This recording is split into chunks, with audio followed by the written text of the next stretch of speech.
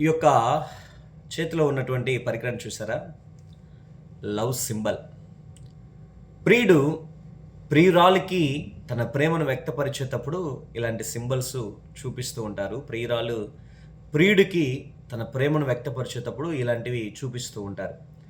ఇది ఎందుకు ప్రత్యేకంగా మీకు చూపిస్తున్నానంటే, పరిశుద్ధ గ్రంథంలో యోహాను సువార్త 3వ అధ్యాయం 16వ వచనంలో ఇలాగ రాయబడి ఉంది. దేవుడు లోకమును ఎంతో ప్రేమించెను అని చెప్పి. దేవుడు కూడా లోకాన్ని ఎంతో ప్రేమిస్తున్నాడంట. లోకాన్ని ఎంతో ప్రేమిస్తున్నాడు. లోకం అంటే మీరు అనుకోవచ్చు ఎవరో కదా అని. ఆ లోకంలో నీవు నేను ఉన్నాం. ఒక రచయిత ఇలా అన్నాడు, లోకమంటే మట్టి కాదోయ్, లోకమంటే మనుష్యులోయ్. లోకమంటే మట్టి కాదోయ్, లోకమంటే మనుష్యులోయ్. అంటే లోకమంటే మనందరితో కూడినటువంటి ఈ యొక్క ప్రపంచమే లోకం. ఈ లోకాన్ని దేవుడు ఎంతో ప్రేమిస్తున్నాడు. ఆ లోకంలో నీవు ఉన్నావు.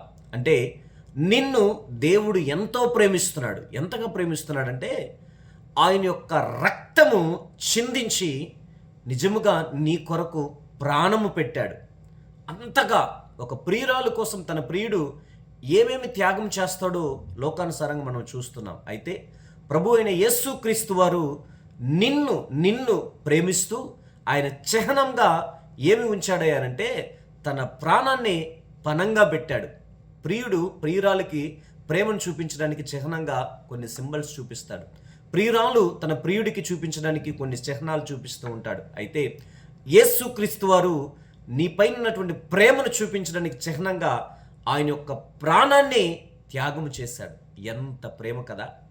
నా ప్రభు నిన్ను ఎంతగా ప్రేమిస్తున్నాడో ఒక్కసారి ఆలోచన చెయ్యి.